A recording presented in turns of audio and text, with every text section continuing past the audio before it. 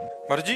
माता पिता अपने बच्चों के सुख में जीवन के लिए ईश्वर से कैसे विनती करें?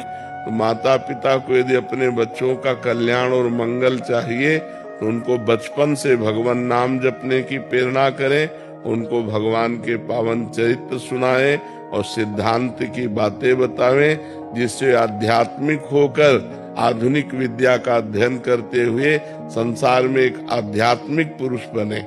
बिना अध्यात्म के जीवन बेकार है। अब जिसके जीवन में अध्यात्म नहीं, वो मरा हुआ जीवन है।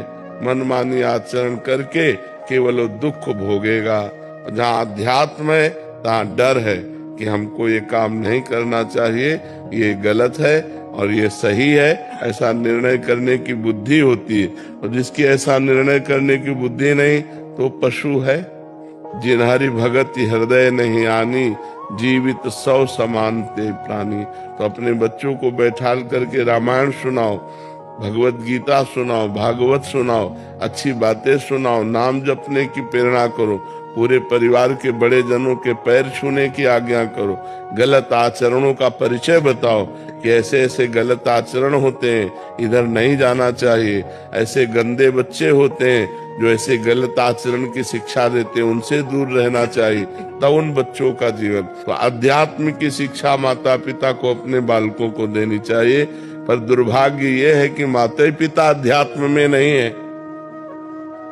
माता पिता को ही ज्ञान नहीं कि अध्यात्म क्या है, तो बच्चों को क्या अध्यात्म की शिक्षा देंगे? बिना अध्यात्म के जो मन है वो आसुरी प्रवृत्ति में चला जाता है, राक्षसी प्रवृत्ति में। देखो ना, जब सुनने को मिलते हैं ना, जैसे लोग बता कि एक बच्ची के साथ ऐसा किया, तो अब सोचो आप, ये राक्षसी पना आया कि नहीं? क्या वो पढ़े लिखे नहीं है?